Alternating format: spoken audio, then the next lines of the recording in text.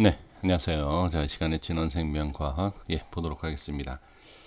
어, 이 흐름에 대한 부분을 보시면 상당히 규칙적인 움직임이 있다라고 저는 보여집니다. 이따가 차트를 보면서 말씀을 좀 드리겠는데 어느 정도, 그러니까 우리가 그 기준에, 그러니까 움직임을 볼 수 있는 그 기준에 대해서 어디를 잡느냐 또는 그 기준에 따라서 어떻게 움직임을 우리가 확인하느냐에 대한 그 차이가 분명히 있긴 하지만 지금의 움직임에 있어서는 분명히 어느 정도 이제 규칙성이 있는 그러한 움직임이 있다라고 보여집니다.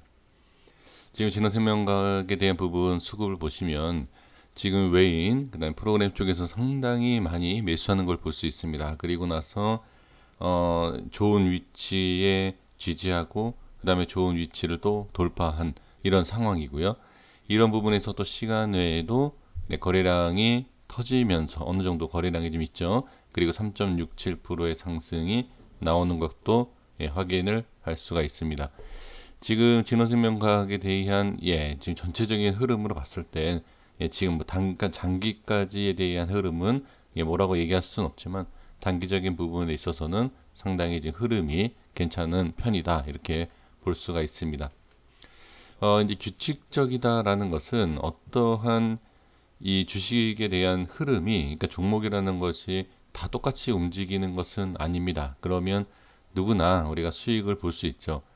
근데 이제 규칙적이다라고 제가 말씀을 드린 것이 무엇이냐면 저만 이렇게 생각하는 것이 아니다라고 좀 보여집니다.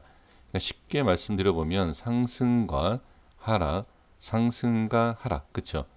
그 여기에서 우리가 알 수 있는 것이 저점이 높아지고 있다, 고점이 낮아지고 있다라는 상황에서 어떻게, 자, 이런 식으로 올라가는 부분에 있어서는 우리가 단순히 뭐 추세를 그려본다, 그쵸? 이런 내용도 있을 거예요. 이런 식으로. 그러니까 추세에 대한 부분도 그렇지만 제가 처음에 그림을 그렸던 이런 패턴과 흐름에 대한 부분이, 이거는 만약에 여기에서 무너진다라고 하면 우리가 상승 패턴에 있어서 조금 다른 그런 모습이죠. 그러니까 하락을 한다라고 해서 비정상이다라는 건 아니에요. 왜? 이런 모양에서 상승이 나오지 못하면 당연히 하락에 대한 그림이 나옵니다.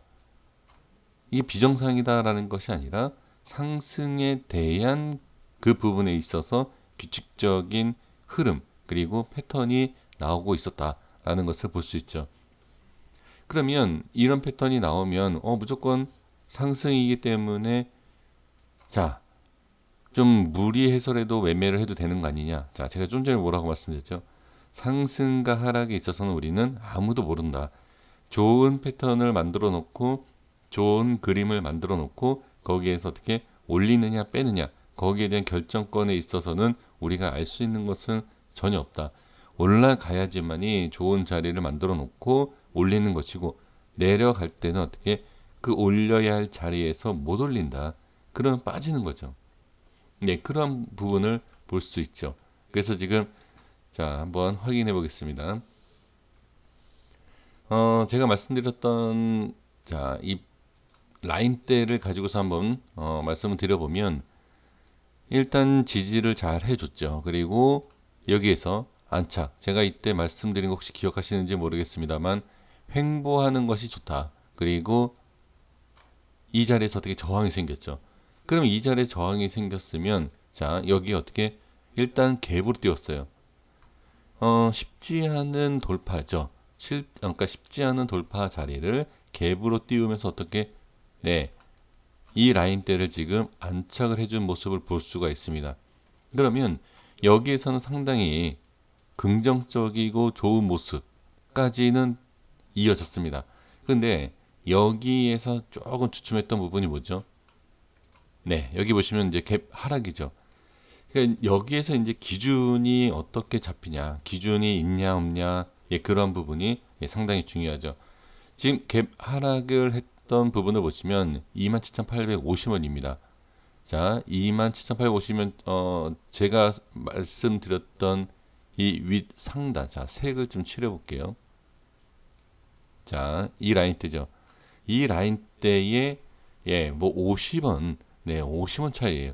50원 차이로 살짝 이탈하고 꼬리를 달았지만 바로 끌어올려주는 모습을 볼 수가 있습니다.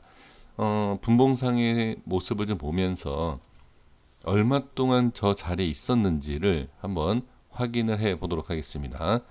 자, 보시면 자, 여기에요. 제가 자, 하단 쪽을 좀 볼게요.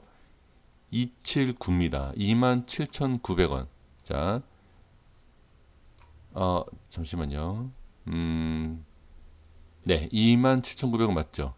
그리고 자, 시가를 봐야죠. 네. 네, 여기입니다. 이 자리죠. 자, 이 자리에서 27,900원에 대한 이 윗부분. 자, 여기는 28,000원입니다. 이 시가에 대한 부분은 잘 보세요.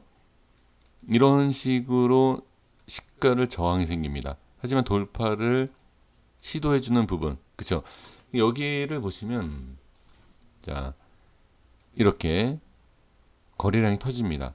거래량이 터지는데, 이 내용을 보면 여기에서 어떻게 빠질 수 있다라고 봐야 돼요. 예, 제 생각엔 그렇습니다. 제 기준으로는 이 라인대를 돌파가 나오지 못하고 이 밑에서 거래량이 증가하는 모습을 봤을 때는 일단 빠져야 된다. 자, 올라갔기 때문에 제가 이건 괜찮습니다. 올릴 수 있습니다가 아닙니다. 이 모습을 보면 장중에 충분히 빠질 거다라고 예상을 해야 돼요. 일단 여기에 대한 대비를 하는 게 맞습니다. 예, 제 생각으로는.